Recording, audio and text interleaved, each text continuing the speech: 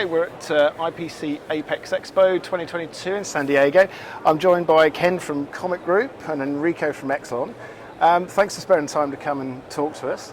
I'd like to find a bit about your business, but just before we started rolling, it's interesting that you said that you've been really busy on your stand, which is, it's really good to hear that, actually.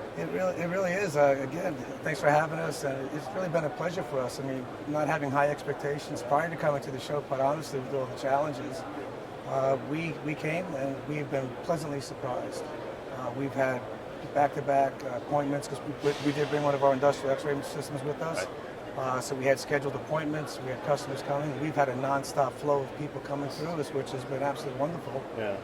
And again, the interest rate is it's really high for the product that we have right now in the industrial X-ray market. That's so good. It's been great. So I think the folks that did make the journey had a purpose. They went through all the challenges of getting here. They've done, they're interested. Their questions are fabulous. They're right on point. They're coming with a lot of their own products and stuff that they would like for us to scan. Right. So, they see the system, but now they're seeing their product being actually scanned by our system. So it's really that. And it proves the value of these shows, that actually it's that kind of face-to-face contact, and it isn't just, we could do some of these things remotely, but a huge amount of it is the conversations around it, isn't it? Finding out about them, about their business, gives you a much better handle on what they need and what you can supply them with, surely. I think you're absolutely spot on, Ian. The big thing is, we've all been on Zoom calls for 2 years and things, and people still do business with people, and they want to, when you're selling capital equipment like we do, it's really, they want that proof of concept, right? They want to do more than just kick tires. They want to come out and see it, and as I said, see their product and see how the systems operate and what the capabilities are, and then it's interacting with our technical staff. And we've got a wonderful sales and technical staff here with us as well. So answering the technical questions, answering the sales questions. So you can just see that they had an agenda when they came here, and it's been fabulous for us so far. Cool. Can you just give me an overview of the business and your products and where you're at in the world, actually? Sure. Basically, we are globally available with our X-ray systems. So it's manual X-ray inspection systems, mostly for the SMT industry, but also for the semicon industry. Right. And the offline X-ray systems, they have a high image quality. Right. Yeah. So what we show here actually now at the Apex in San Diego is a special workflow where we can reduce the inspection time by 80% already. 80%? Working together with a daughter company, ORS. So we are working on projects with deep learning to make everything quicker for the operators, because workforce is also expensive everywhere in the world. So you do not have the fully trained person anymore at the system for operating, but you can have quicker inspection results that can be judged by a lot of other people too. Yeah. And it's great, isn't it, that we've been talking about machine learning, AI, and big data for probably a decade now, haven't we? And actually we're seeing some real effects of it, having real world benefits at last, aren't we? Yeah, exactly. And speaking of 80% time reduction in inspecting, that's huge, something. Isn't it? Yeah. That basically proves it, doesn't it? That it's the brilliance of it. Yeah. So what? You said you brought a machine here, and several machines here. Haven't you? We brought one X-ray system. Yes. Have you got anything new that you're showing at the show, or is it your existing lineup? From the system, that's what we created with our daughter company ORS. That's the workflows. Yeah. The algorithms for the inspection. That's what we feature here at the show. Yeah. So what are the synergies between you? You're US based. You're the global aspect of it. How is all that working between the companies? It works wonderful. I mean, not only just at the shows, but we have literally weekly conference calls that we speak to each other, because we kind of feel that that's the only way we can kind of keep our finger on the pulse of what's going on. So it's not just Enrico's up in Hamburg, so again, that's where they manufacture everything. Basically, it's our quote-unquote parent company for the X-ray. So we have the open dialogue. We have others join us to look at new challenges or new opportunities that we can bring to the table. They tell us what we can, and unfortunately, at times what we can't do. or at least put it on the drawing board. So Yeah. a lot of our questions that go to them come from our customers, things that we're Right, hearing yeah. out there, like product roadmaps, what's in our funnel, what new things are they're working on in the pipeline, and then they start to take a lot of that data not only from the U.S. but also as globally. They start to like in Asia and throughout Yeah. Europe, and they kind of combine all together and help us to deliver products to the market that pretty much everybody is looking for, because we have all these data points that we reference as, Yeah. as we work with them. So it's a wonderful relationship. And the market has changed a lot in the last few years, hasn't it? The electric vehicles, the smaller electronics going into countless things. It's the need for, precise inspection and high resolution inspection as well is a panacea to a lot of companies, isn't it? Exactly, and especially when we talk about autonomous driving and you don't inspect the boards, what is going to happen with the cars if there's a failure in the board? So you really need to inspect and thoroughly inspect, have a good understanding also how the production is running, and maybe from the part that you detect there is a failure, then go back and really rework the production process. So that should be the goal.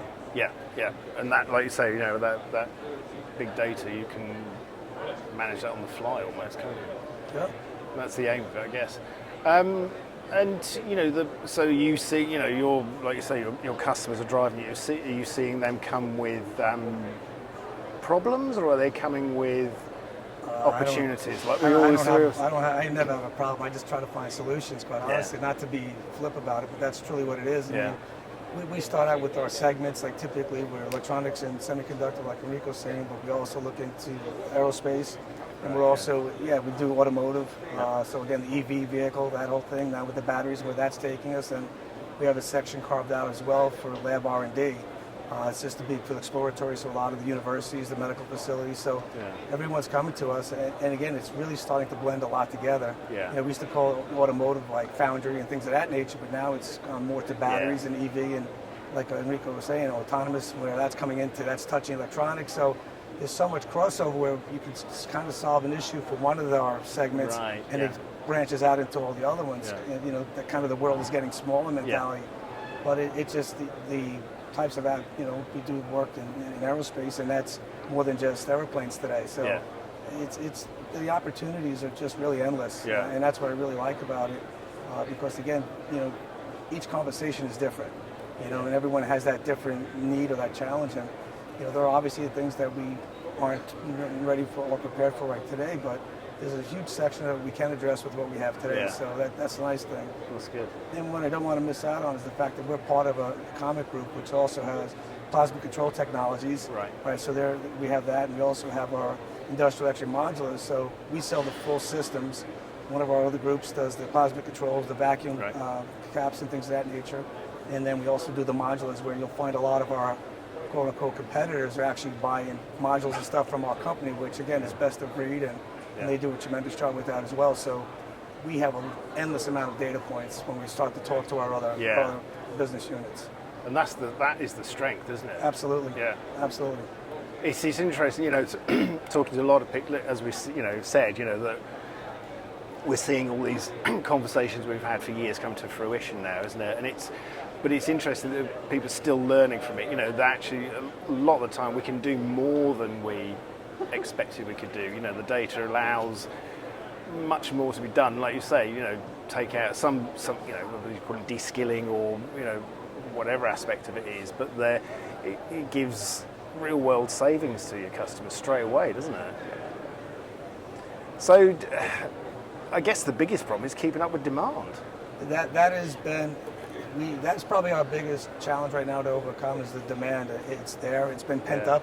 I think many organizations, that March 2020 kind of, when the door kind of shut, I think people haven't realized what was going to survive. We're all living off the news of the day, if you will, and where that was taking us. But I think as we've kind of gotten through that, people did realize, okay, we're going to survive, and there's a demand, and their customers are coming to them, and I think we have this, influx now. There's just a huge, amount of work that needs to be caught up on, and I think that's where we are. Yeah. And you see it in the supply chain, and Enrico can speak more intelligently about that, his challenges. But for us, it's all about how fast can we get it, and Yeah. Because we rely on other activities, right? Freight and things of that nature. But if we could get it faster, we could move it faster. Yeah. But he's more. Well, that's the thing, isn't it? Creative ways of dealing and solving supply chain problems are the. Yeah, exactly. I mean, you have to be agile in your production and the way then to serve the customers, and it's also what we are seeing now, a global trend that companies relocate again, coming back to the US, coming back to Europe, but also there's a other way of distribution of the manufacturing within Asia, so new demand is also created here. Yeah, it's a credible change actually that we're going through at the moment, isn't it? It's a daily shift almost. Yeah. I mean, it's really, you must stay up with it because again, what was here yesterday may not be here tomorrow, and you've got to prepare for that. And it's interesting what you said. I mean, a lot of companies define themselves as being agile, resilient, all these sort of things. Well, the test of the last few years have really found out who is and who isn't, hasn't it? Definitely. And do you think, do you think there's that everyone got a bit complacent with the just-in-time delivery, supply chains that were stretched to the thinnest level they could be, and then as soon as stress was put on it, everyone was disrupted. Had we all become complacent, or is it just natural cycles that we find supply chain solutions that suit us immediately rather than looking for long-term trends or problems maybe? That's an interesting question. I think there is a rethinking of the just-in-time concept. We saw it during the pandemic now, that it didn't work out. So you have to come up with new solutions, maybe closer to home, for some parts where it is possible, right? Yeah. I mean, but that just-in-time thing went through everything. It wasn't just electronics, everything from food supply, wasn't absolutely. it? Try and buy toilet paper. Yeah, right? I mean, exactly. I mean, here in the States, and I think your point's well taken. I mean, I think we did get complacent because it just seemed natural. It was almost like on autopilot. Things just happened. I mean, to think you had to get up and go to stores and limited number of milk you could buy, and I mean, depressional type kind of activities. Yeah. But it was worldwide as well. Yeah. So it wasn't just in a region. So with an impact like that, I mean, it used to be if one area had a challenge, the other area would kind of make up for it. So we had that balancing. But when everyone was at that level, I don't think anybody could have ever been prepared for something like that with a global shutdown. No. I don't think there's any business or economics that would have taught you to say, listen, you need to have a backup for your backup system. And we didn't, because it ran so well for so long. Yeah, exactly. Never thinking we'd have to have that kind of strain on our production and all our supply chains and things. But and honestly, a lot of good things are coming out of it. That stress testing of it has made people think differently and find creative solutions, like you're saying, and actually solutions that provide savings to your customers. So it's like everything else. I think we've made the adjustments. And I think as humans, you have to think your way through it. And again, it's it's that opportunity, right? Yeah, exactly. And try to see how you adjust to it and how you come out and learn from it, do something better, prepare as much as you can, and move on. And not only just in business, but also in your private life. Yeah. And I think that's what we've all done. I think it's been a tremendous learning lesson. But the biggest thing I liked was the fact that we're all doing it together. Yeah. No one's isolated any longer. And I think that, I go back to my saying earlier, I think it really has made the world smaller. I mean, we talk all the time. We talk to our Asian counterparts all the time, and because everybody kind of went through that same thing at once. And I think as bad as an event that was, it's unified as much as possible. I mean, I got the impression as well, talking to people, that often, sometimes with customers, there's not quite an adversarial relationship, but it was like they wanted the most cost-effective thing. They want to drive everything down. Whereas now, it's much more cooperative. That because of the situation we've been through, not necessarily just in business, but in personal lives and everything, everyone suddenly had a bit more time for doing things remotely. Rather than demanding that your salesman come to their plant straight away or whatever. I think relationships seem to have changed for people for the better, I think. I mean, are you finding that some people always end up with a hybrid kind of working where you can do remote stuff with customers but also go to see them when it's important, so you're on site and off site when they're needed? Yeah, that's right. So it's more a partnership hand in hand. So Yeah. everyone is better able to understand the situation of the other side. Yeah. So you come up with creative solutions to really help out Yeah. on both sides. Yeah, that's good, and it proves it, the fact that you're so busy on stand. So Yeah, we have a thanks great for show. thanks for sparing the time to come and talk to us. a pleasure. I hope the show is as busy as it's been. It has been. Yeah, Thank you so much for your time. I really Thank you. appreciate being Thank you very here. much. great. Thank Thank you you. very much. Cheers, guys. Thanks. Bye bye, Ian.